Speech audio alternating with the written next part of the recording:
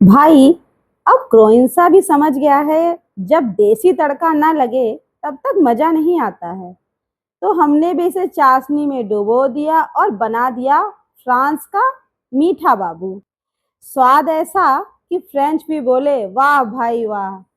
घी में इतना प्योर, खुद इंसा भी कहेगा बहुत सुकून मिला। तो चलिए आज हम बनाते हैं एक देसी विदेशी मिठाई है जो विदेश से आई है लेकिन बनेगी देसी तरीके से। बहुत ही मज़ेदार है और बहुत ही आसान है, बनाना भी बहुत आसान है। आप देख सकते हैं कितना देखने में कितना सुंदर लग रहा है और खाने में वाकई में लाजवाब था। तो चलिए शुरुआत करें उससे पहले आप एक बात ध्यान रखिएगा, अगर आप पहली बार मेरी चैनल से जुड़ रहे हैं या मेरा वीडियो देख रहे हैं तो प्लीज़ सब्सक्राइब करना ना भूलिएगा और बेल आइकन को भी ऑल पे सेट कर लीजिएगा, जिससे नए नोटिफिकेशन आपको समय समय पर मिलते रहें। तो चलिए अब शुरुआत करते हैं, सामान देख लेते हैं। तो सामान सारी आपके सामने दिख रही है। मैदा है, चीनी है, घी है, कॉर्नफ्लावर है और एक कटोरी में मैदा, छोटे छोटे दो कटोरी है, आपको दिख रहा होगा। एक में कॉर्नफ्लावर है और एक में मैदा है, उसको अलग रख देंगे। अब मैदा लेंगे, बड़े से बाउल में मैदा लेंगे। अब मैंने ये जितना भी आपको बनाना उस हिसाब से क्वांटिटी तय कर लीजिए। तो मैंने 1.5 कटोरी, एक बड़ी कटोरी और एक छोटी कटोरी लेके इसे बनाया है। अब इसमें हम डालेंगे देसी घी। भाई मिठाई घी से ही बनाए तो अच्छा लगता है, उसमें मिलावट ना करें। तो मैंने मैदा लिया था और मैदे में डाल दिया था 3 से 4 चम्मच घी। अब इसको हम अच्छे से, देखिए कैसे मोहन करा जाता है। इस तरह से मोहन करने से आटे में सभी तरफ घी फैल जाता है, मिल जाता है। तो हमने रगड़ रगड़ के मोहन कर लिया है। अभी आपको दिखाते हैं बांध के, देखिए मोहन करने से आटे का कलर देख लीजिए चेंज हो गया है और उसको जब हम मुट्ठी बांधते हैं तो एक लड्डू जैसा बन जाता है और जब हम फोड़ते हैं तब वो फूटता है। तो इस स्टेज तक हमको इसको मोहन करना है। अब इसमें थोड़ा थोड़ा करके पानी ऐड करेंगे। इकट्ठा पानी ना डालें, थोड़ा थोड़ा करके डालें जिससे ये गीला ना होने पाए। तो देखिए मैंने थोड़ा थोड़ा करके गूथा है और इस तरह से गूथने के बाद इसके टुकड़े कर दिए हैं छोटे छोटे।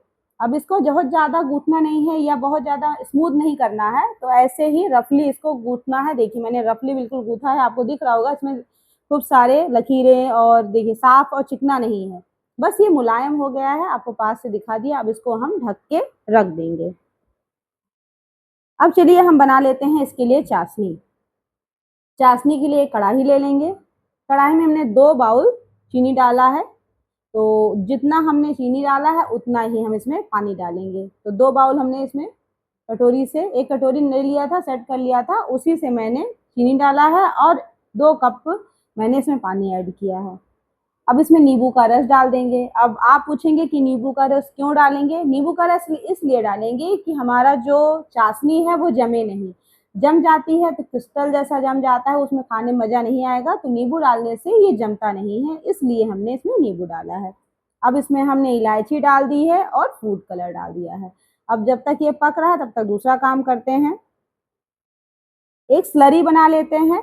इसमें हमें कॉर्नफ्लावर और मैदे की जरूरत पड़ेगी, तो दोनों इक्वल क्वांटिटी में ले लिया है। अब एक ही कटोरी में दोनों को डालने के बाद इसमें हम घी डाल के इसकी स्लरी तैयार करेंगे।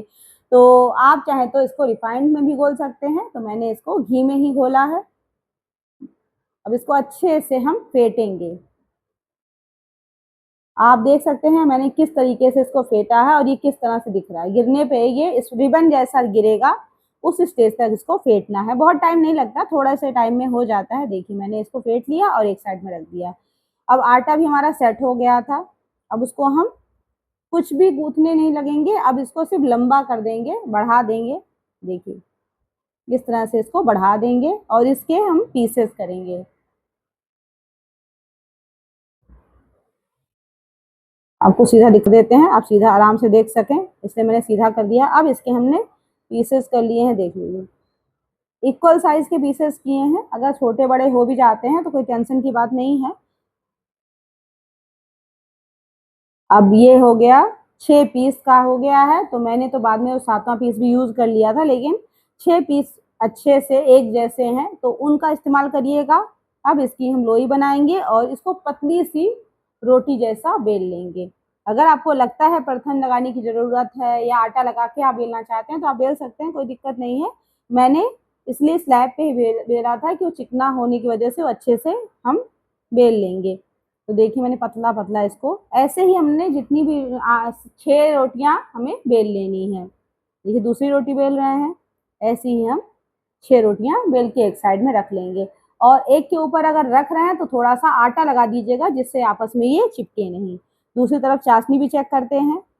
अब चाशनी हमारी चिकनी होनी चाहिए, जैसे तेल हम छू लगाते हैं उसकी चिकनाहट जैसी महसूस होनी चाहिए, उस तरह से हमें चाशनी बनानी है। चाशनी भी हमारी तैयार लगभग हो गई थी। अब हम सारी रोटियां बना चुके थे। देखिए मैंने आटा लगाया है, बोला था ना कि आटा लगा दीजिएगा जिससे आपस में ये चिपके नहीं। अब हम एक रोटी लेंगे, अब इसको स्लैब पे रख लेंगे और जो हमने स्लरी तैयार की थी वो इसके ऊपर हम लगाएंगे। अच्छे से लगाएंगे, मोटा परत नहीं लगाएंगे, पतली परत में ही इसको लगाएंगे, बहुत मोटा नहीं करेंगे। तो देखिए मैंने स्लरी को अच्छे से फैला दिया है, अभी हाथ से फैला देंगे जिससे ये हर तरफ अच्छे से लग जाए। अगर नहीं लगा है तो दोबारा लगा लीजिए, इन कोना कोना इसका सेट हो जाना चाहिए, तभी आपकी अच्छे से लेयर तैयार होगी। उसमें थोड़ा सा आप सूखा आटा छिड़क दीजिए जिससे ये बिल्कुल आपस में चिपक ना जाए। अब दूसरी रोटी लेंगे, इसके ऊपर लगाएंगे, फिर से वही प्रोसेस करेंगे, स्लरी लगाएंगे, पहले सेट कर लेंगे रोटी को।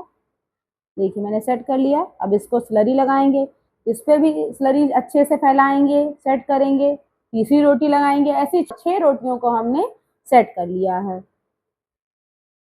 आप चाहें तो सिर्फ 3 रोटियों पे 6 है तो 3-3 रोटियों का बना सकते हैं, कोई दिक्कत नहीं है, तब थोड़ी पतली बनेगी। अगर आप 6 रोटियों का बना रहे हैं तो थोड़ा सा आपको मेहनत ज़्यादा करनी पड़ेगी बेलने में। तो देखिए कितना मोटा सा तैयार हो गया है। अब इसको हम फोल्ड करेंगे, स्लरी लास्ट वाले पे भी स्लरी लगा दीजिएगा, उसके बाद ये फोल्ड करिएगा। अब देखिए ऐसे हम फोल्ड करेंगे, इसके ऊपर फिर स्लरी लगाएंगे हम कि आपस में लेयर बनी रहे। तो स्लरी को अच्छे से हमने देखिए लगा दिया है, फिर से इसको हम फोल्ड करेंगे, ध्यान से देखिएगा। अब इसको हम दबा देंगे और बहुत तेज बेलने से इसको नहीं बेलेंगे, आराम आराम से हल्के हाथों से इसको बढ़ाएंगे। पहले हमने सेट कर लिया है चारों तरफ से, ये सेट हो जाए। अब इसकी देखिए भी हल्के हाथों से इसको बेलिएगा और घुमा घुमा के कि जितना ये दबाना ना पड़े ज़्यादा। अब इसको हम बढ़ा लेंगे। अब अभी आप देखिएगा कितना मोटा होना चाहिए, बहुत पतला भी नहीं होना चाहिए, बहुत मोटा भी नहीं होना चाहिए। पतला हो जाएगा तो बहुत ज़्यादा करारा बनेगा, जैसा हमें चाहिए वैसा नहीं बन पाएगा। और बहुत मोटा कर देंगे तो मैदा अच्छे से पकेगा नहीं, तो कच्चा रह जाएगा। तो इन सब चीज़ों का हम ध्यान रखेंगे। अब देखिए हमने साइड्स के जितने भी हैं उनको, जो सही नहीं है उनको निकाल देंगे। अब ये चौकोर सा हम बना लेंगे। अब इसको हम थोड़ा सा इसको और बढ़ाएंगे क्योंकि अभी थोड़ा मोटा है। अब ये देख लीजिए इसका कितनी लेयर है, आपको पास से दिखाने की कोशिश कर रहे हैं। तो देखिए कितनी सारी लेयर बनी है इसमें। अब इसको हमने स्लैब के बदले लकड़ी वाले चकले पर रख दिया है और इसको फैलाया है। थोड़ा सा दबाएंगे, हल्के हाथों से ही बेलेंगे, ज़्यादा मेहनत नहीं करेंगे दबा के, नहीं तो ये सारी लेयर्स आपस में चिपक जाएगी। तो हमने इसको अच्छे से फैला दिया है। अब एक चाकू ले लेंगे और इसको 2 हिस्सों में बांट देंगे।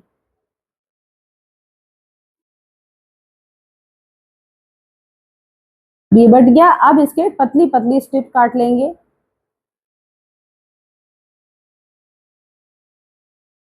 इसको बनाने में ज़्यादा समय नहीं लगता है, बस इसको फ्राई करने में, जब इसको फ्राई करते हैं उसमें आपको पेशेंस दिखाना पड़ेगा, क्योंकि आप अगर तेज आंच पे इसको पकाएंगे तो ये जल जाएगा, ऊपर से बिल्कुल करारा हो जाएगा, अंदर से कच्चा रह जाएगा।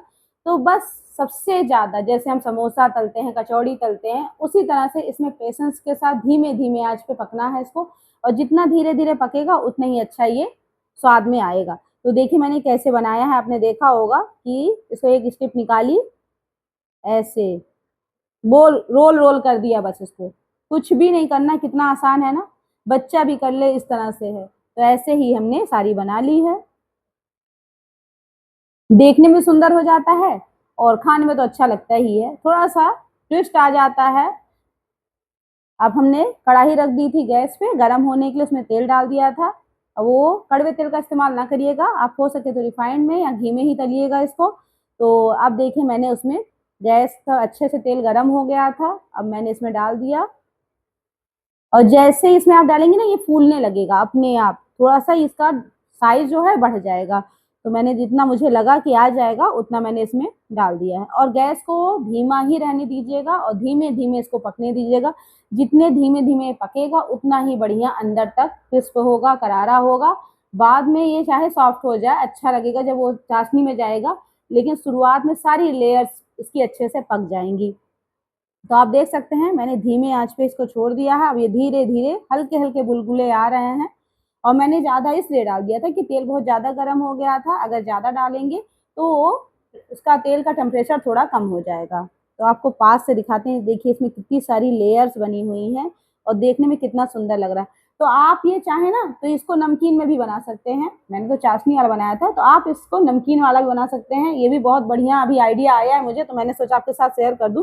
जब आपको ये रिकॉर्डिंग कर रही थी तभी मैंने ये सोचा। अब देखिए कितना बढ़िया सा लेयर, आपको पास से दिखाते हैं, कोशिश कर रहे हैं कि आपको पास से, बहुत गर्म है। देखिए कितनी सारी लेयर दिख रही हैं आपको। ऐसे ही इसमें बहुत सारी लेयर्स बन जाती हैं, बहुत ही बढ़िया लगता है जब इसके अंदर चाशनी जाती है।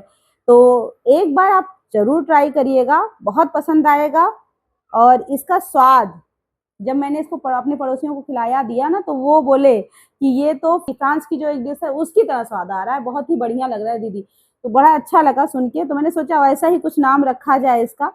तो बस ये देखिए धीमे धीमे पकते हुए बिल्कुल अच्छे से करारा हो गया था। अब चाशनी गर्म थी, थोड़ी सी गर्म थी, बहुत ज्यादा नहीं गर्म थी, उसमें हम इसे डाल देंगे और इसी में थोड़ी देर छोड़ देंगे जिससे ये हर तरफ चाशनी इसके अंदर लग जाए और इसका स्वाद बढ़ जाए। तो देखिए मैंने मिला भी दिया है पलटे से। पास से देखने में कितना सुंदर लग रहा है ना, कलर देख लीजिए कितना बढ़िया आया है ना आसान। रक्षाबंधन आने वाला है, बहुत सारे त्यौहार आने वाले हैं, सोच क्या रहे हैं, बना लीजिए, बहुत ही बढ़िया लगता है। तो इसको थोड़ी देर आप जब गरम गरम बनाएंगे तो ये सॉफ्ट बनेगा। ट्विस्ट अभी आगे भी है, तो बिना स्किप करे पूरा वीडियो देखिएगा, आगे अभी और भी कुछ है जो आप जानना चाहेंगे और आपको जानना जरूरी भी है। तो देखिए मैंने इसको चाशनी से निकाल लिया है, ऊपर से कितना सॉफ्ट दिख रहा है, इसमें चाशनी चली गई है अंदर से। अब इस पे हम नारियल का बुरादा डालेंगे और पिस्ते से इसको गार्निश कर लेंगे, सुंदर लगेगा और खाने में इसका टेस्ट भी बढ़ जाएगा। तो आपका पिस्ता नहीं हो तो आप कोई भी ड्राई फ्रूट्स डाल सकते हैं, आप पेवर नारियल ही डाल सकते हैं और ज़्यादा ड्राई फ्रूट्स डालने की आपको ज़रूरत नहीं पड़ेगी। तो आप देख सकते हैं पास से कितना सुंदर लग रहा है। अब मैंने इसमें नारियल का बुरादा छिड़क दिया और इस पे थोड़ा सा हम ड्राई फ्रूट्स के नाम पे पिस्ता डाल देंगे, जिसका कलर मुझे बहुत सुंदर लगता है। किसी भी मिठाई पे पिस्ता का कलर मुझे बहुत सुंदर लगता है, इसलिए मैंने पिस्ते से इसको सजा दिया है। अब हमारी मिठाई लगभग ये वाली तैयार हो गई है। आप इसको हफ्ते भर रख सकते हैं, ठंडी हो जाए तो फिर गैस पे रख के तब कढ़ाई में रख के गर्म कर सकते हैं, फिर खा सकते हैं। तो ये ऐसी मिठाई है कि आप इसको हफ्ते 2 हफ्ते आराम से रख सकते हैं। अब चलिए एक ट्विस्ट देखते हैं। जो टुकड़े बच गए थे उसको भी मैंने मोड़ के ऐसे ही बना लिया था, लेकिन इसमें ये ट्विस्ट है कि जो आपने अभी देखा है वो थोड़ा सा ऊपर से मुलायम अंदर से करारा था, लेकिन जो ये आप देख रहे हैं कढ़ाई में ये बिल्कुल क्रिस्पी करारा ही रहेगा, क्योंकि इस चीज को करने के लिए आपको चाशनी को बिल्कुल ठंडा रख देना है। ठंडा चाशनी में अगर आप इसको डालेंगे तो ये मुलायम नहीं होगा, ये करारा रहेगा। हफ्ते 1.5 हफ्ते आप इसको रखेंगे तो ऐसे क्रिस्पी और करारा बना रहेगा। तो 2 फ्लेवर में इसको बनाया था, एक करारा, जिसको करारा पसंद है वो करारा खाए और जिसको नरम पसंद है वो नरम वाला खाए। अगर आपको मेरी रेसिपी पसंद आई है, अच्छी लगी है, तो प्लीज विनायक खजाना ख्वाहिशों को सब्सक्राइब, लाइक, शेयर और हाइप करना ना भूलिएगा और ज्यादा से ज्यादा शेयर करिएगा। फिर आपसे मुलाकात होगी नई रेसिपी, नए स्वाद और कुछ नए ट्विस्ट के साथ। तो अपना ख्याल रखिए, स्वस्थ रहिए, मस्त रहिए और रेसिपी को देखकर कमेंट करना मत भूलिएगा। Thank you so much for watching, take care, bye bye.